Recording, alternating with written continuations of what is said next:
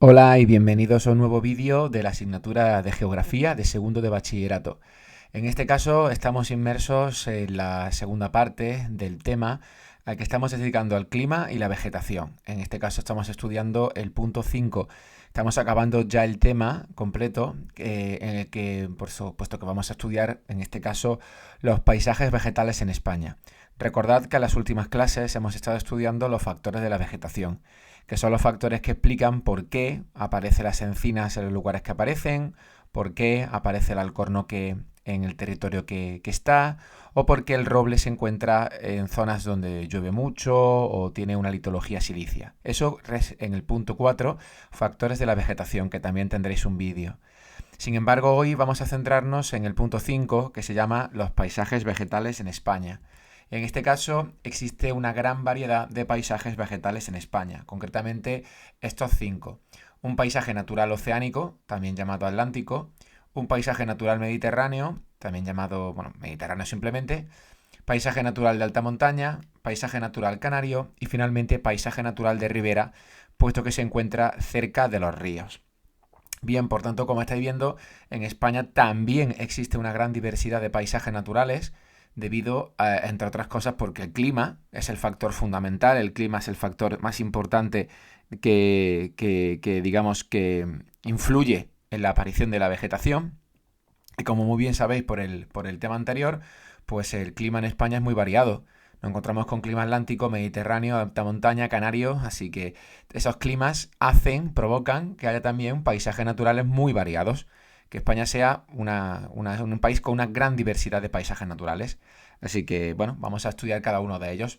En este vídeo vamos a centrarnos solamente en los dos primeros, el paisaje natural oceánico y atlántico y el paisaje natural mediterráneo. De modo que en un vídeo siguiente estudiaremos el paisaje natural de alta montaña, canario y de ribera. Bueno, pues quedado claro ese punto que es fundamental, vamos a pasar a tener en cuenta unos conceptos antes de empezar. Y es que estos conceptos antes de empezar, estas aclaraciones antes de empezar, es fundamental para poder entender el tema correctamente. En primer lugar, tenemos que conocer el concepto vegetación climática. La vegetación climática, dice, es la propia de una etapa de equilibrio ecológico en la que se alcanza el máximo desarrollo posible, en función de unas condiciones ambientales concretas. Bueno, voy a traducir eso un poquito. La vegetación climática es la vegetación más desarrollada de un lugar. Por ejemplo, si un lugar, como puede ser África, se da una serie de condiciones climáticas concretas, de mucha humedad, insolación, etcétera, pues la vegetación más desarrollada que se va a poder producir ahí es la selva. En este caso la selva, la jungla en Asia. Pues en este caso nosotros tenemos que en los diferentes tipos de paisajes naturales existe una vegetación climática diferente, siempre en función de las condiciones climáticas, puesto que por ejemplo en España selva no va a haber, porque no se puede alcanzar ese clímax debido a las condiciones climáticas, pero por ejemplo sí que puede haber bosque caducifolio o bosque perennifolio, que de hecho sí es una vegetación climática típica de la península ibérica. Ese es el primer concepto. El segundo concepto es vegetación de sustitución. Bueno, pues dice aquí, son formaciones vegetales que se encuentran alejadas de su estado climático debido al desarrollo de sucesivas etapas de regresión o con pérdida progresiva de densidad y especies y aumento de la erosión. Bueno, traduciendo eso, ¿qué significa? Bueno, como bien sabéis, la vegetación, las formaciones vegetales tienen como una evolución, ¿vale? Ya hicimos en clase, pues, el ejemplo de que van evolucionando poco a poco, ¿no? La vegetación pasa, por ejemplo, de un estado de estepa a un estado de matorral, pradera y bosque, ¿no? Bueno, pues la vegetación de sustitución es la vegetación que aparece cuando se degrada el bosque, o cuando se degrada la pradera, o cuando se degrada el matorral. Es decir, de un estado superior, que es el clímax, pasa a un estado inferior, que es la vegetación de sustitución. ¿Vale? Por tanto, aquí nos encontramos que hay varios tipos de vegetación de sustitución. Esto está claro. Lo veremos a continuación cuando veamos cada uno de los paisajes naturales. Otro concepto fundamental es la vegetación secundaria. He puesto de secundaria, no, es vegetación secundaria. Dice, es un tipo de vegetación que es el resultado de la intervención humana. La vegetación secundaria aparece mediante las repoblaciones de zonas incendiadas, por ejemplo, y repobladas por especies vegetales de gran impacto económico como el eucalipto o el castaño. Bueno, os explico esto qué significa. Pues como bien sabéis, los factores que influyen en la vegetación no son solamente factores físicos, sino también son factores humanos. El ser humano afecta y modifica el paisaje natural a veces, ¿no? Bueno, pues la vegetación secundaria es justamente eso. Es una vegetación introducida por el hombre, digámoslo así, plantada por el hombre, en zonas en las que el hombre pues ha visto que ha habido un incendio, que las especies climáticas, las especies típicas de esa zona, como por ejemplo el roble, como por ejemplo el haya, pues se han quemado, y debido a que ese tipo de especies vegetales tardan mucho en crecer, y además económicamente no son tan rentables, sustituyen esas especies por otras que no son típicas de esa zona, como por ejemplo el eucalipto, que es un tipo de vegetación súper importante porque crea, puesto que se hace para crear celulosa y papel, o el castaño, que da las castañas básicamente, que están muy ricas en otoño y en invierno. Así que esa es la vegetación secundaria, la que es sustituida, la que es plantada, digámoslo así, por el hombre para conseguir un rédito económico mucho mayor.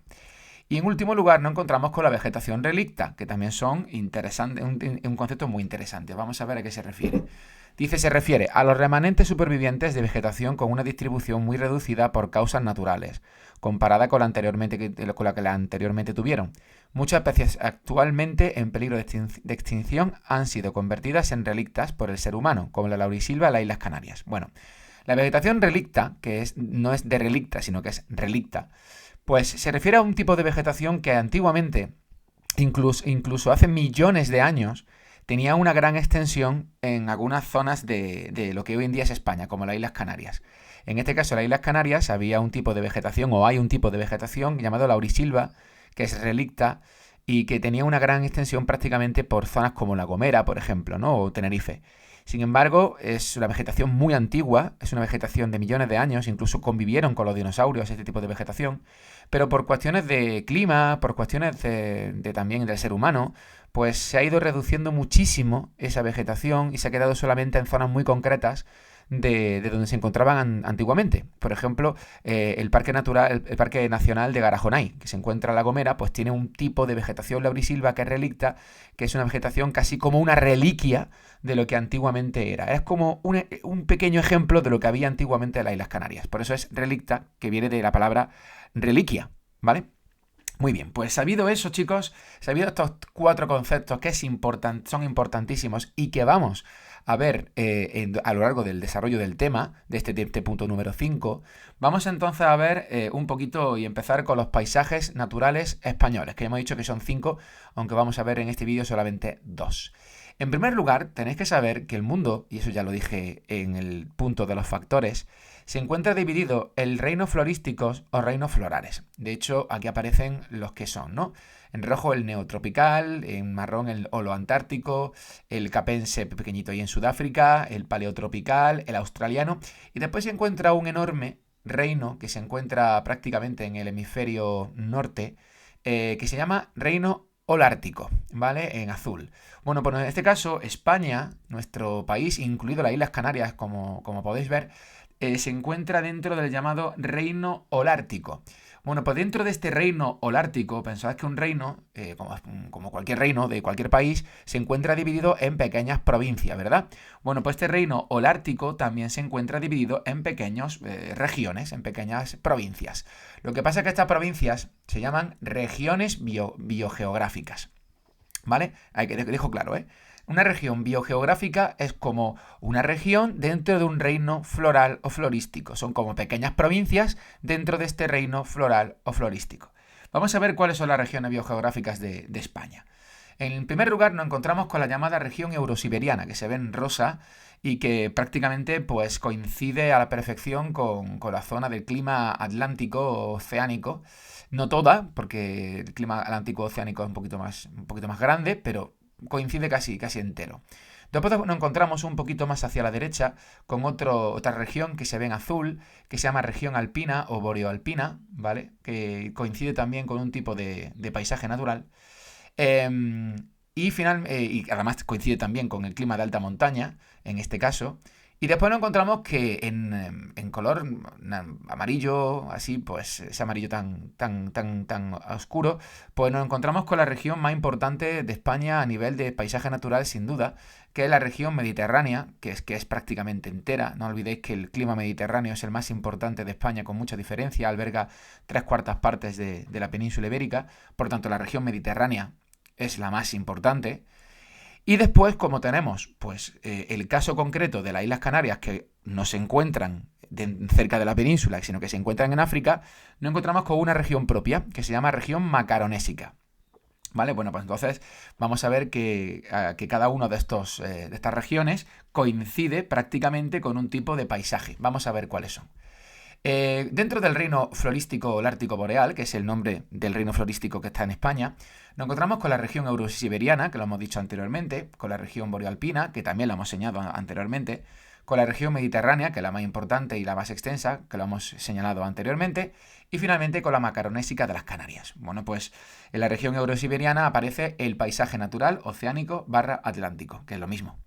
En la región boreoalpina se coincide con el paisaje natural de alta montaña, aunque hay que decir que también esa región boreoalpina no solamente aparece en la zona del mapa que he enseñado antes, que se veía en morado, sino que también se ven algunas zonas también de alta montaña que no se encuentran en el norte. Eso también hay que dejarlo claro. Después nos encontramos con la región mediterránea, que coincide con el paisaje natural mediterráneo, que como podréis suponer es el más importante. Y finalmente con la región macaronésica, que coincide a la perfección con el paisaje natural canario. Vamos a ver un poquito dónde se encuentra cada uno de estos paisajes naturales en un mapa. Aquí en este mapa. En todo lo que se ve azul es el paisaje vegetal, paisaje natural oceánico. ¿Vale? Fijaos que ese paisaje natural vegetal oceánico tiene una pequeña mancha o tiene manchas de color un poco más morado, que dice que, como estáis viendo aquí abajo, en la leyenda indica que es de montaña. ¿Por qué? Porque son regiones de montaña. Por tanto, el paisaje natural de alta montaña no solamente se encuentra en la zona de los Pirineos, sino que también hay pequeñas islotes, ¿vale? De este paisaje natural de montaña en zonas con una cierta altitud, ¿no? Como pueden ser los montes, el macizo galaico, la cordillera cantábrica, en la zona de la sierra del sistema ibérico y sistema central, por supuesto Sierra Nevada. ¿Veis? Esta zona de aquí también pertenecería al paisaje de alta montaña. Después nos encontramos con un amarillo, prácticamente casi todo, pues en dos colores, un color un poquito más marrón y un color un poquito más amarillo, pues todo eso sería el paisaje mediterráneo, ¿vale? Tanto el color amarillo como el color marrón. Aquí en este mapa lo han dividido en dos, bosque mediterráneo y matorral mediterráneo, pero en ambos casos pertenece al paisaje natural mediterráneo. Y finalmente, ahí un poquito más alejado, en verde, aparecería pues el paisaje natural de las Canarias, ¿vale? Bien, pues espero que haya quedado todo muy claro y fácil y sencillo.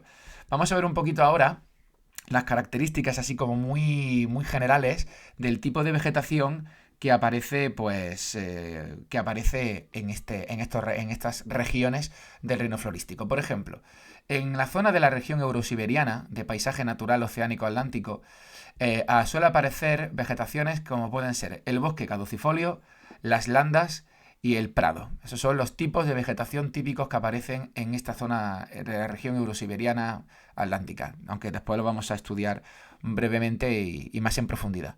En la región boreoalpina, ¿vale? Se localiza tanto en las zonas pirenaicas como también en el resto de las montañas que tienen una cierta altitud, como he comentado antes, como puede ser la zona del sistema central, algunas sierras también del sistema ibérico y por supuesto Sierra Nevada en las cordilleras béticas.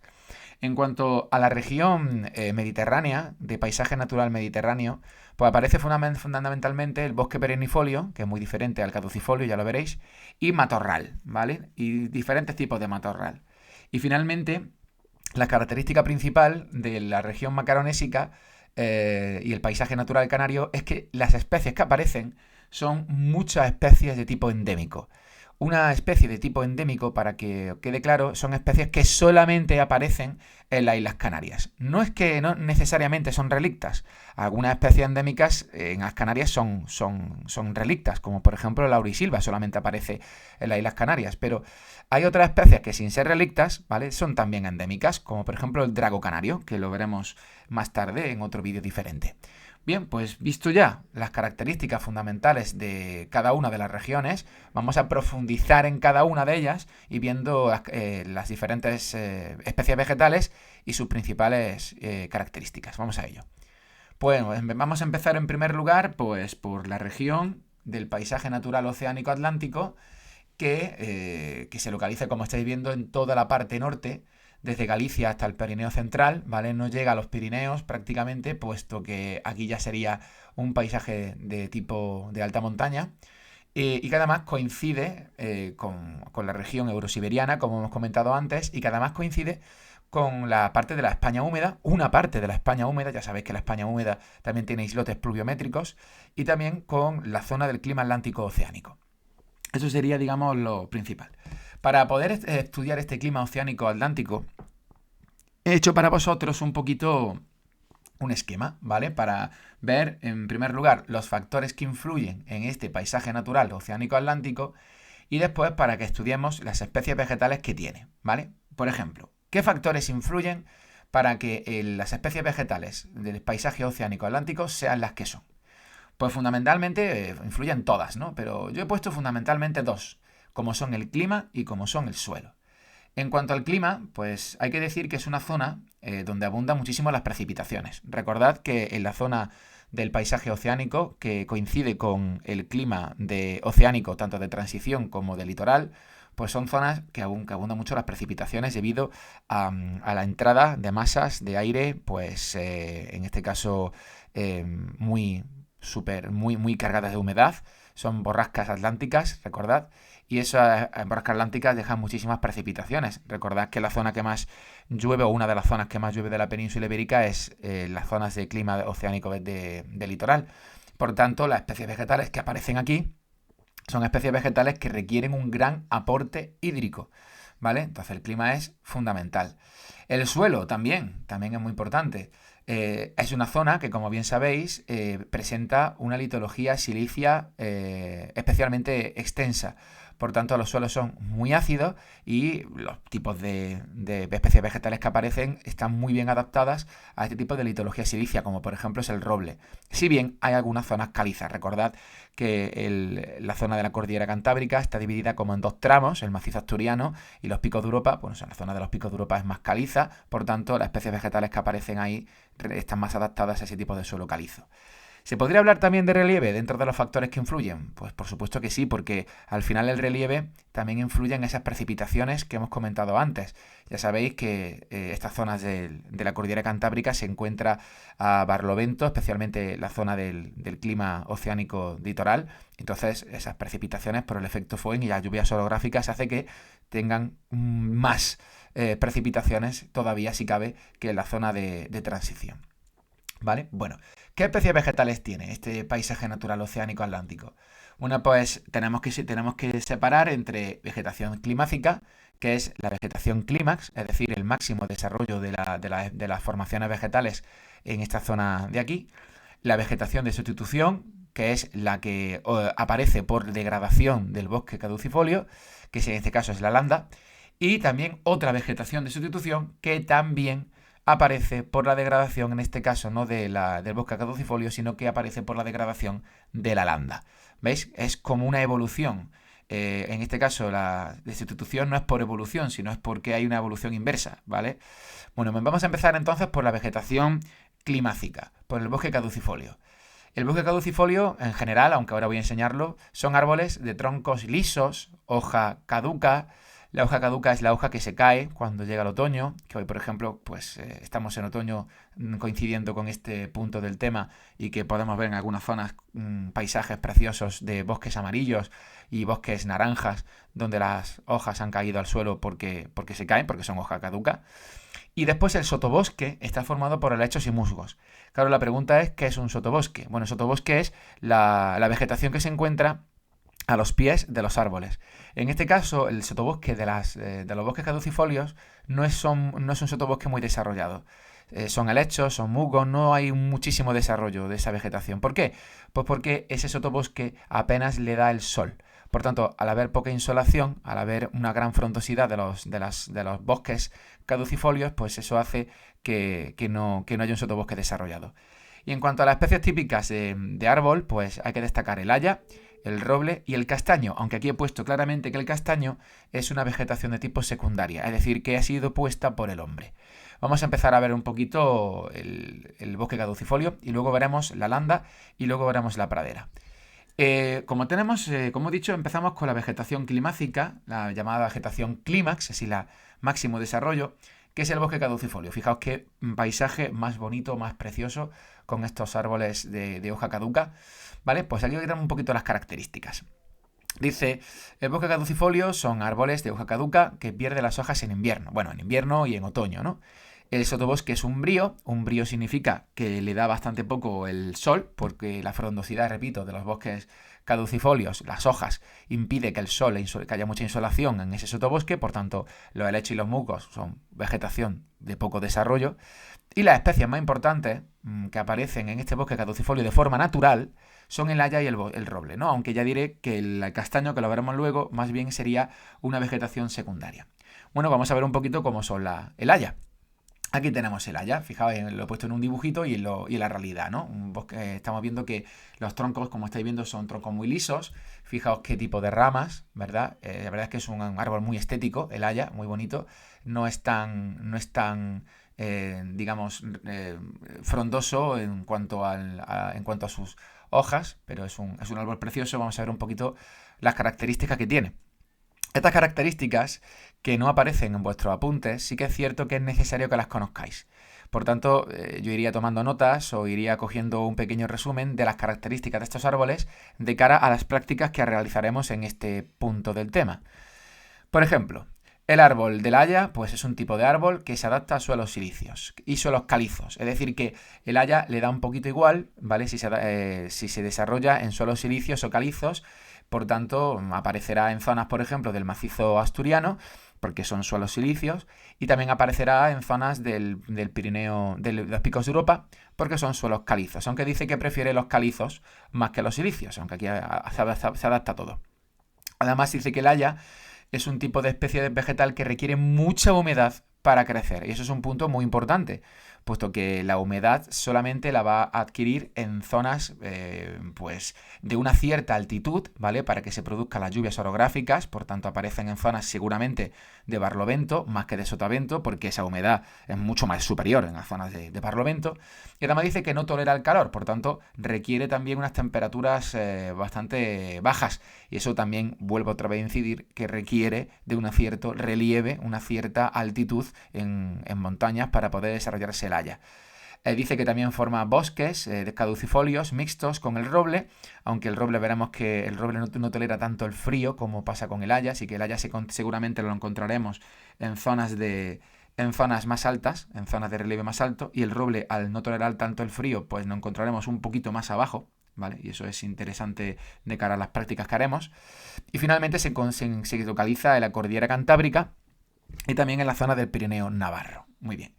En cuanto al uso económico que tiene el haya, bueno, fundamentalmente el haya sirve para la fabricación de muebles y también para la obtención de leña. Antiguamente también se tenía otros usos, como por ejemplo la obtención del carbón, pero eso ha quedado un poco ya en desuso debido digamos, a que la minería en la zona norte de España está prácticamente en decadencia.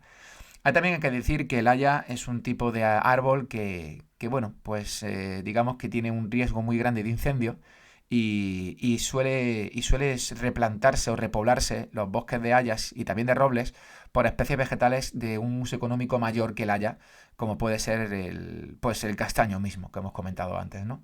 Pero bueno, estos son los usos económicos del haya. En cuanto a las zonas que aparece el haya, pues mira, aparece por todas estas zonas de aquí, que se ven en color verde un poquito más oscuro.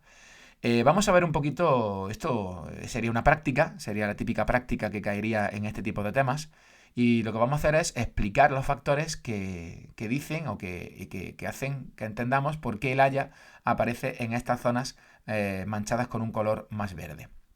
En primer lugar, el factor climático, como hemos dicho antes, del haya es fundamental. El haya es una especie vegetal que requiere muchísima humedad.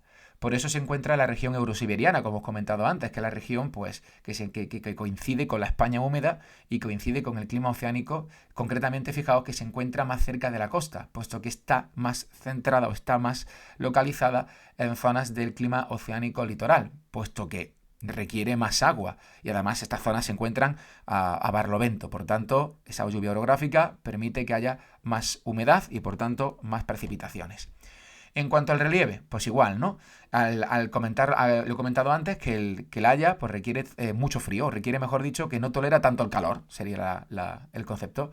Bueno, pues en las zonas aparece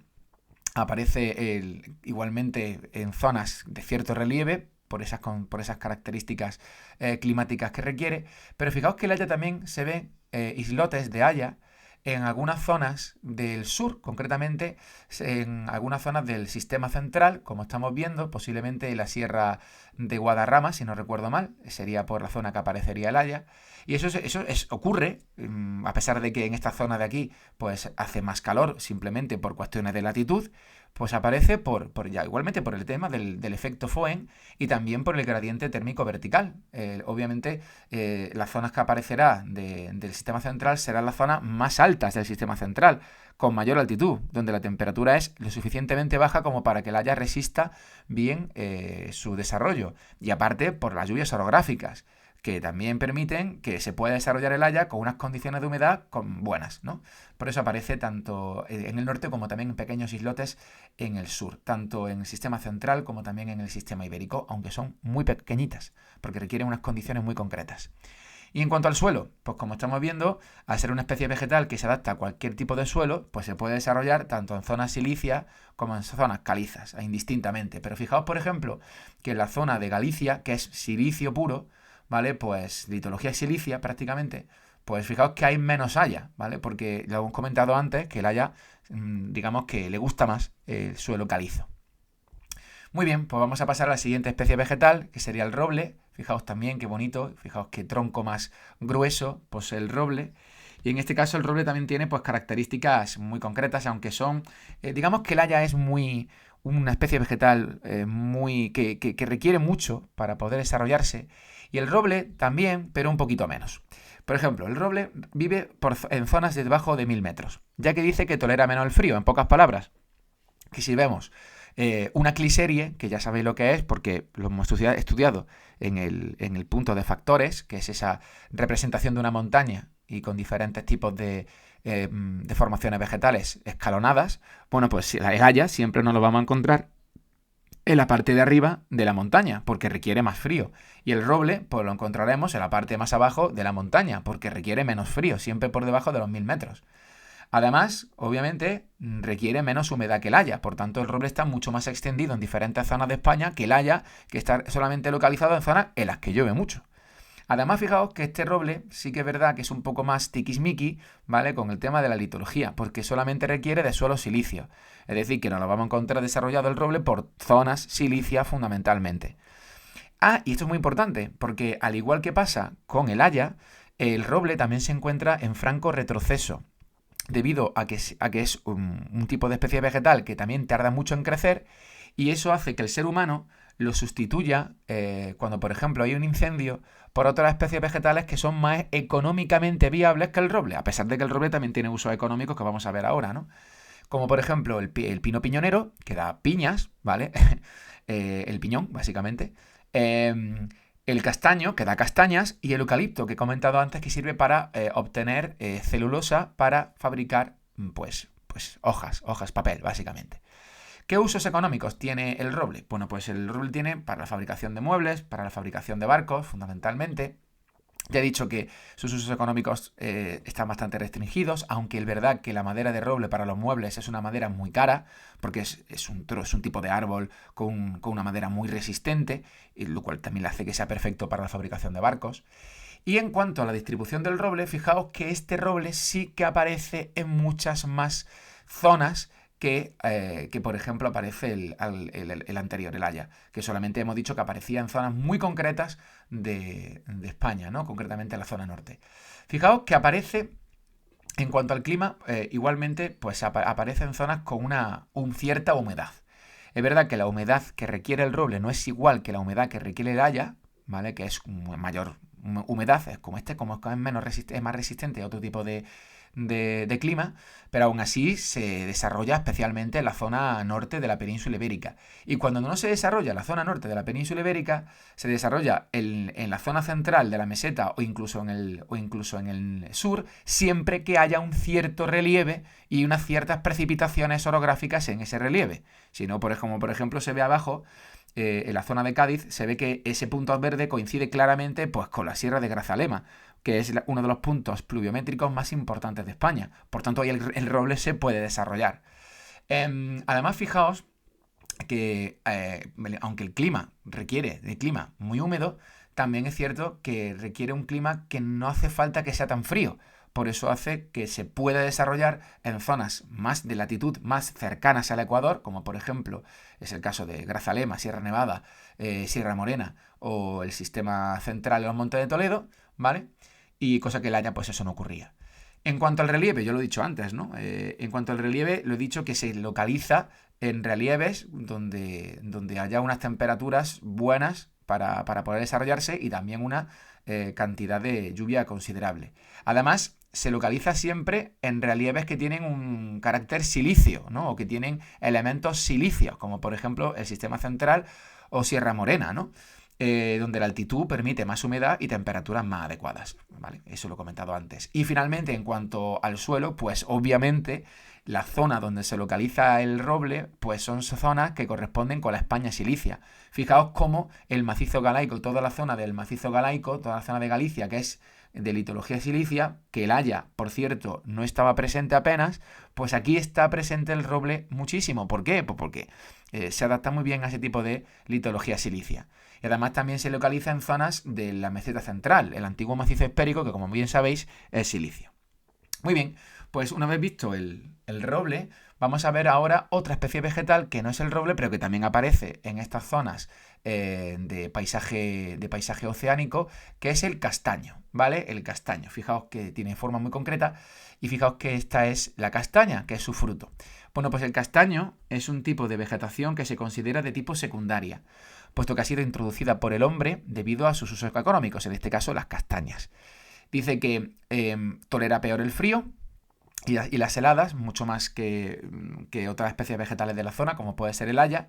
Sin embargo, aún así necesita temperaturas suaves y dice que no toleran la sequía estival prolongada, es decir, que no toleran que haya veranos muy secos de forma prolongada, cosa que por eso hace que se localice este castaño en zonas también más al norte, con latitudes más alejadas del Ecuador y por tanto con más humedad.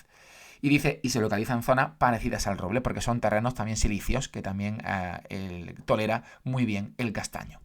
Por tanto, ¿por qué aparece el castaño? Ahí hay un error. ¿Por qué aparece el castaño en estas zonas que se ven en verde? Bueno, pues por los motivos que hay, tanto de clima, relieve, suelo, que ya hemos comentado, pero también por la economía, que ese es el factor que anteriormente en el roble no lo hemos introducido, pero aquí sí que tenemos que introducirlo. Y tenemos que introducirlo porque es un factor, en este caso un factor físico no lo es un factor humano. Recordad el vídeo de los factores de la vegetación y ya sabéis por qué es. Y es porque el ser humano introduce este castaño muchísimo en zonas donde antiguamente había otros tipos de especies vegetales como el roble, puesto que económicamente le viene muy bien el castaño al humano, porque fabrica castañas y las castañas tienen una salida económica muy rentable, ¿vale? Además son especies vegetales el castaño que son de mucho más rápido crecimiento que el roble, al igual que también el haya. Muy bien, pues visto ya las especies de tipo climático, vamos a ver ahora la vegetación de sustitución, comenzando por el landa. La landa es el resultado de la degradación de la vegetación climática por la acción humana, es decir, que la landa aparece como resultado de la degradación del bosque caducifolio, debido a la acción humana o debido a cuestiones relacionadas con cambios climáticos, etc. Y las típicas especies que aparecen en la vegetación de landa son el brezo, la retama y el tejo, por tanto son de tipo matorral. Aquí tenemos, por ejemplo, pues una vegetación de landa, ¿vale? Dice, es una formación arbustiva con altura variable que surge por la sobreexplotación del bosque caducifolio o por su incendio. Y las especies son, como digo, la retama y el tejo, ¿vale? El brezo. Mientras que la otra especie, en este caso, la otra vegetación de sustitución, que es la pradera, es el resultado de la degradación de la landa. Es decir, que cuando la landa, por cuestiones climáticas, por cuestiones por el hombre, se degrada, pasa a involucionar a pradera. Y en este caso la pradera también tiene un uso económico muy interesante, puesto que la pradera el uso económico que tiene es fundamentalmente para servir de pasto para la ganadería extensiva, especialmente la ganadería vacuna, relacionadas con las vacas. Entended ahora por qué hay tantas empresas lecheras como Leche Pascual, como Central Lechera Asturiana, que se localiza en zonas de Galicia, Asturias o País Vasco, puesto que hay muchísima pradera debido a la degradación de esa vegetación llamada landa. Vamos a enseñaros pues, una pradera, aquí lo tenéis. La pradera es una formación vegetal de tipo herbáceo, no es arbustivo, no es matorral, sino que es hierba, que surge como la degradación de las landas y que tiene como principal función el pasto para los animales, como las vacas. Pues muy bien, chicos, con esto hemos acabado ya el primer tipo de paisaje natural que queríamos estudiar, que es el paisaje natural oceánico atlántico. Vamos a ver ahora el siguiente, ¿vale? Que es la región mediterránea, el paisaje natural mediterráneo, que hemos dicho que tiene como principales características pues, el desarrollo del bosque perennifolio y su degradación en matorral. Vamos a ver un poquito dónde se encontraría este paisaje natural mediterráneo. Se encuentra, como lo veis aquí, pues en toda la zona del interior y parte norte de la península ibérica, incluida también las Islas Baleares, puesto que es el paisaje natural más extenso de España, ¿vale? No olvidéis que el clima mediterráneo pues coincide con 3/4 partes de la península y además pues eso hace que sea el paisaje natural más importante, ¿vale? Bien, pues sabido esto, vamos a ver un poquito el esquema del paisaje natural mediterráneo. Vamos a hablar de qué factores influyen y qué especies vegetales tiene. Con respecto a los factores, bueno, pues en este caso tenemos el clima, ¿vale? El clima es un factor fundamental para este paisaje natural. Dice aquí, se localiza en una zona climática mediterránea que presenta menos precipitaciones, por lo que las especies vegetales que aparecen aquí pues están adaptadas a varias cosas. En primer lugar, están adaptadas a una sequía estival. No olvidéis que la sequía estival se refiere a que en verano pues no llueve, esa es la sequía estival. Y vemos que hemos visto que otras especies vegetales, como por ejemplo el castaño, pues no toleran la sequía estival, por tanto el castaño no va a aparecer en el paisaje natural mediterráneo. Además también requieren están muy adaptadas a una gran insolación. Recordad que especialmente la zona sur de la península ibérica, tiene una escasa nubosidad, una gran insolación y eso hace que las especies vegetales tienen que estar acostumbradas a que le dé mucho el sol, en pocas palabras. Y además, una característica del clima mediterráneo, especialmente del clima continental, de interior, es que hay mucha oscilación térmica, mucha amplitud térmica. Por tanto, las especies vegetales de este clima están acostumbradas a que haya un invierno bastante duro y un verano también igualmente bastante duro. Y en cuanto al suelo, pues igual. A nivel litológico, pues nos encontramos que toda la zona del paisaje mediterráneo hay una gran variedad litológica, lo que se dice como una litología compleja, recordad. Y hay tanto silicio, hay tanto arcilloso, como también hay calizo. Por tanto, las especies vegetales, ¿vale? Hay de todo, ¿no? Hay especies vegetales mejor adaptadas a una litología silicia, otra a la caliza, otra a la arcillosa, puesto que hay un montonazo de diferentes tipos de suelos. Y en cuanto a las especies vegetales, bueno, pues nos encontramos fundamentalmente con la vegetación climática, que recordad que es la vegetación clímax, el tipo de vegetación más desarrollado, que es el bosque perennifolio, que luego voy a enseñar tranquilamente, el bosque perennifolio, pero bueno, las características serían, porque son especies vegetales, que todas ellas que están adaptadas a un clima mediterráneo, que ya hemos visto cuáles son esas adaptaciones, sequía estival, insolación, oscilación térmica. En este caso, fijaos que el sotobosque, que recordad que son la vegetación que se encuentra a pie del árbol, es un sotobosque muy rico. Es decir, es un sotobosque que no es un sotobosque pobre, no es un sotobosque umbrío, sino es un sotobosque de solana. ¿Por qué? Pues porque le da más la insolación y eso le permite desarrollarse mucho más ese sotobosque que las zonas más umbrías del norte de la península ibérica. Y en cuanto a las especies vegetales típicas, pues tenemos la encina, que es el árbol que puede con todo. el alcornoque o el pino carrasco o pino negral. Nos centraremos en la encina, alcornoque y pino carrasco. Y en cuanto a la vegetación de sustitución, pues luego veremos un poquito de ella. Vamos a ver, en primer lugar, la vegetación climática, el clímax, nuevamente, que es lo que se conoce como bosque perennifolio. Pues el bosque perennifolio, como estáis viendo, es un tipo de bosque que está adaptado a la sequía estival, es decir, a veranos secos. Y además utiliza estrategias muy curiosas para poder adaptarse a esos veranos tan secos. Como por ejemplo, los árboles tienen un tronco bastante rugoso, ¿vale? Cosa que no pasaba, por ejemplo, con los troncos que se encontraban en el paisaje oceánico, que son troncos bastante lisos. Aquí los troncos son bastante rugosos. Además utilizan hoja perenne, ¿vale? La hoja perenne es un tipo de hoja que resiste todo el año, no se cae, no ocurre como pasa con la hoja caduca, que sí que se cae en invierno-otoño. Además, los árboles desarrollan unas raíces mucho más profundas, ¿vale? Puesto que tienen que captar el agua más profunda de las capas freáticas de la Tierra. Una capa freática son aguas subterráneas. Además, las hojas desarrollan además un tipo de protección muy curioso para evitar la evaporación del agua que contiene y a través de un tipo de hoja que se llama hoja coriácea, ¿vale? Las hojas coriáceas son hojas que tienen un grosor bastante importante y eso hace que le permite guardar más el agua, como eso pasa como los animales, que también se adaptan a la sequía, adaptando su cuerpo, ¿vale? Para aguantar más el agua dentro, como los camellos. Pues aquí, en este caso, utiliza hojas coriáceas, que son mucho más gruesas. Y además, como he dicho antes, el sotobosque es muy rico porque es un sotobosque de solana, debido a que hay más insolación. Vamos a ver un poquito cuáles son las especies vegetales del bosque perennifolio. En este caso, tenemos la encina, que se puede decir que es el tipo de árbol más extendido por prácticamente la península ibérica, casi toda la península ibérica. Vamos a ver las características. Repito que estas características no aparecen, me paso la diapositiva, no aparecen en el tema, pero sí que es cierto que tenéis que saberlas porque es necesario hacer las prácticas correspondientes del tema. En este caso, la encina se desarrolla en zonas donde hay mucha sequía estival. En este caso, el verano. Aguanta muy bien la sequía estival, aguanta muy bien el frío, aguanta muy bien la amplitud térmica. En pocas palabras, la encina es un árbol todoterreno. Además, se adapta muy bien a todos los tipos de suelo, calizo, silicio. Por tanto, vais a ver ahora que en el mapa de encina pues está por todos sitios.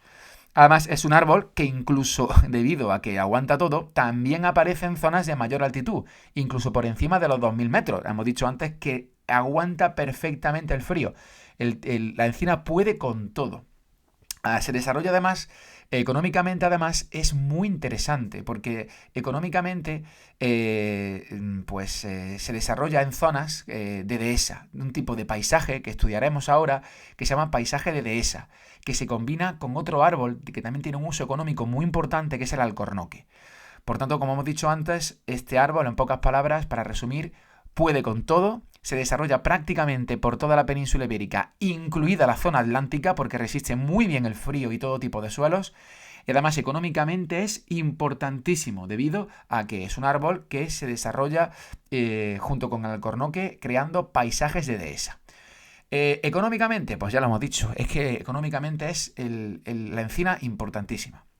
Y es porque la encina tiene como fruto la bellota.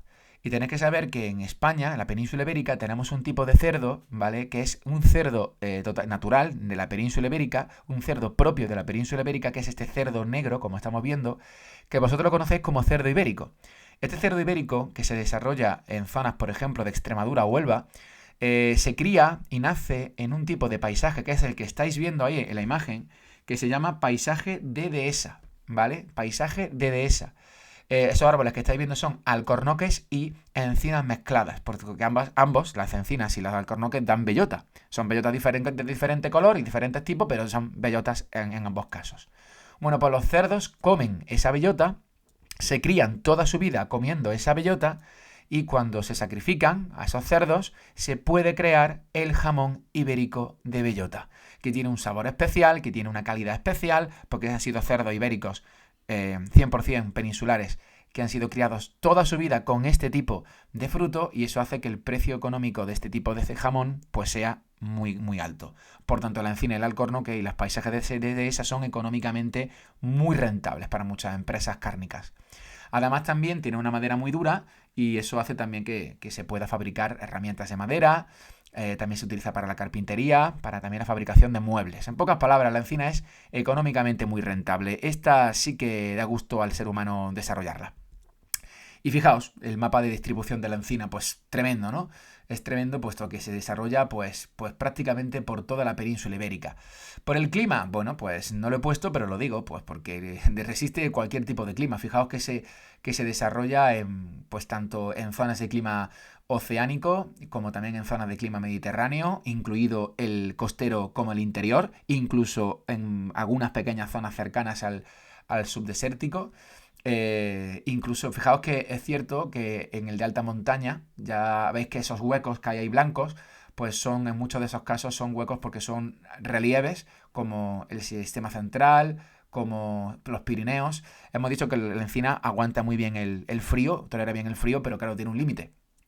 Tiene un límite y ese límite pues alcanza en zonas de muy alta montaña, ¿no? Como estamos viendo en los Pirineos. Y fijaos que ahí aparecen zonas tanto silíceas como en el centro de la meseta, como también aparecen zonas calizas, como puede ser la zona de los picos de Europa.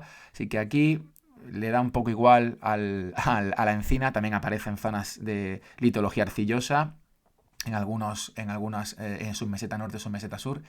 En pocas palabras, aquí le da un poco todo igual, ¿no? El relieve, el suelo, todo le viene bien a la encina. Y también hay un factor económico claro, y es que la encina, pues no se. Cuando hay un incendio, cuando hay un problema, la encina no se repobla con. Las zonas de encina no se repoblan con otro tipo de especies vegetales, puesto que la encina económicamente va muy bien, especialmente por el tema de la dehesa. Muy bien, pues vamos a pasar ahora al siguiente árbol, que son los alcornoques. Fijaos que este tronco del alcornoque aparece siempre de color rojo.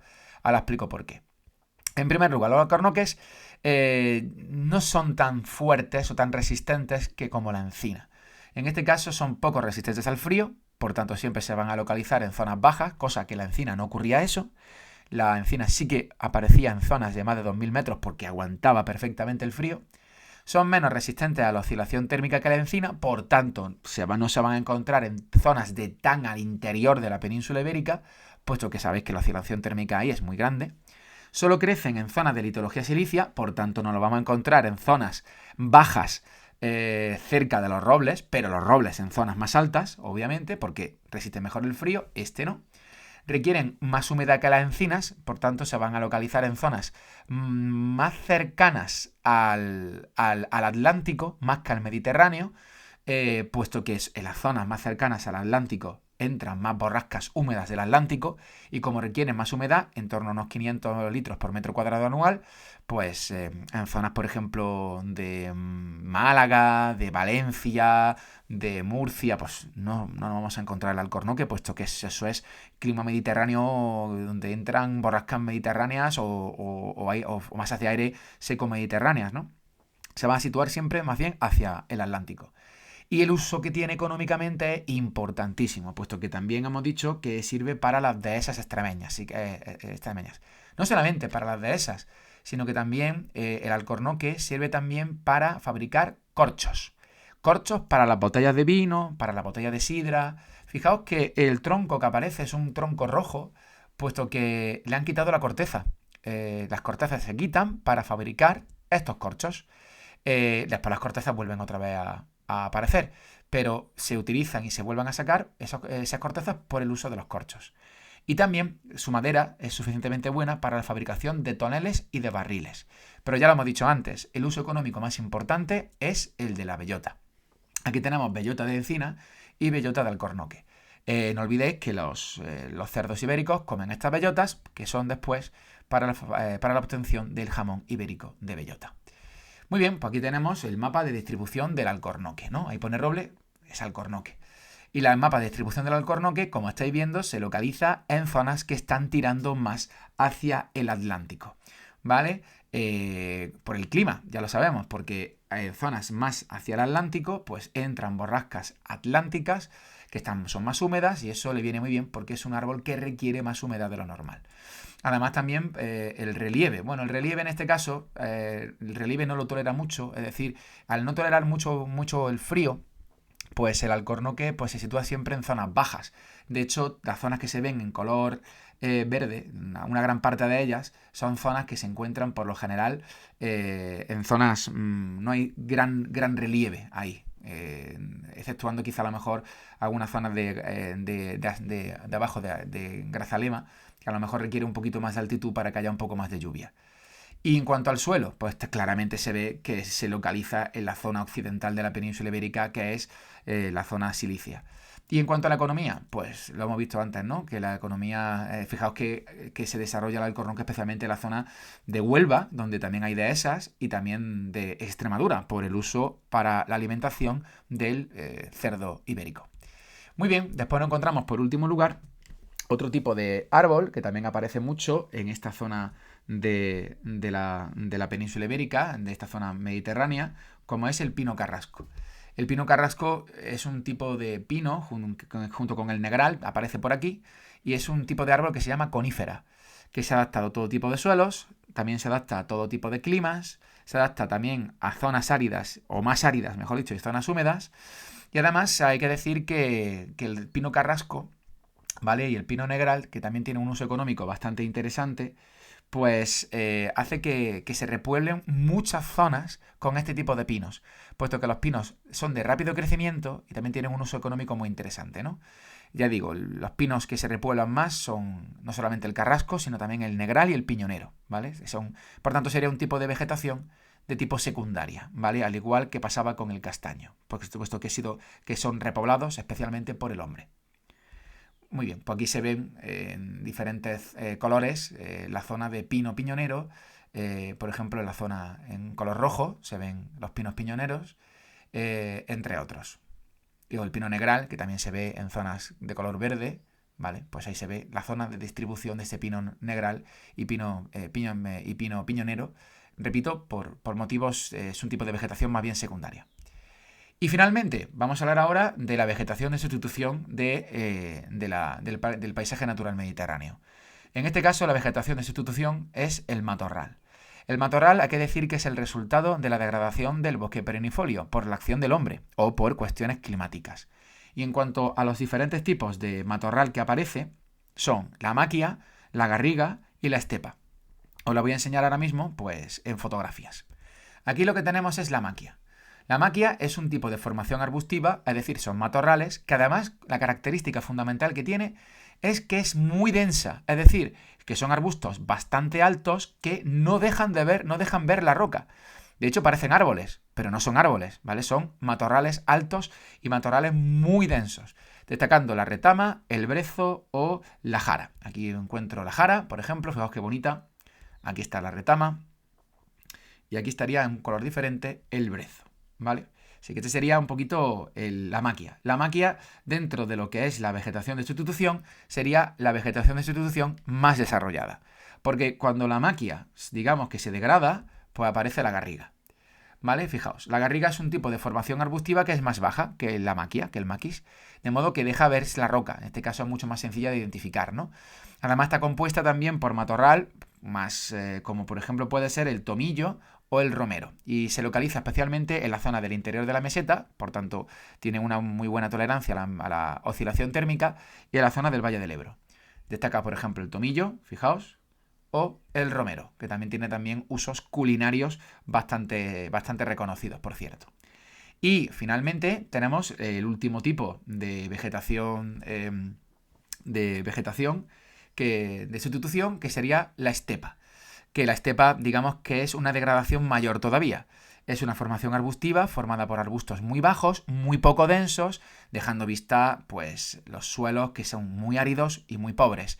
Como estáis pensando ahora mismo, correcto, sí se encuentra en la zona sureste de clima mediterráneo subdesértico, destacando especies como el palmito o el espárrago. De hecho, ya el palmito se parece en cuanto a su forma, pues bastante a un tipo de vegetación que requiere, que ha adoptado una forma concreta para poder aguantar la humedad y el poca agua que hay. Fijaos el palmito, ¿no?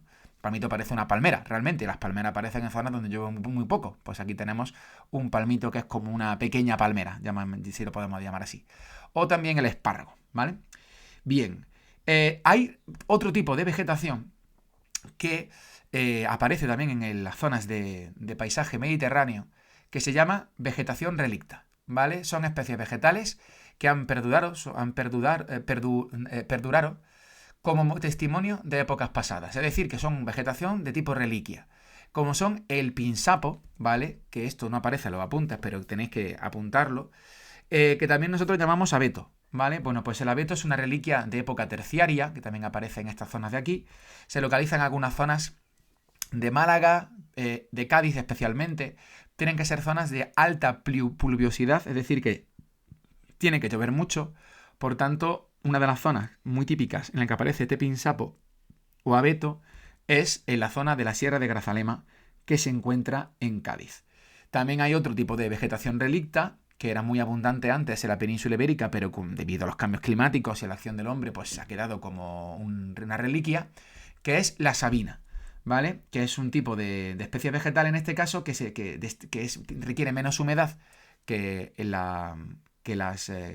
los abetos, por tanto se pueden desarrollar fácilmente en un clima interior continentalizado, es decir, en la zona del interior de la península ibérica. Destacando las sabinas que aparecen en el sistema ibérico, fijaos, al interior de la península ibérica y también en la zona de la serranía de Cuenca. Muy bien, chicos, pues con eso hemos acabado ya los dos primeros paisajes naturales. El Oceánico Atlántico, con su bosque caducifolio, las landas y los prados, que son de vegetación de sustitución, y también la región mediterránea, con el paisaje mediterráneo natural, con el bosque perennifolio y con los diferentes tipos de matorrales que aparecen como degradación del bosque perennifolio, incluyendo la vegetación relicta que también aparece en este paisaje natural mediterráneo. Pues chicos, esta era la clase de hoy, ya la hemos visto, seguiremos en la próxima clase con los paisajes de alta montaña y en la región macaronésica de las Canarias, junto con un tipo de paisaje más que no aparece aquí, que se llama paisaje de ribera. Hasta entonces chicos, nos vemos pronto. Un saludo y hasta luego.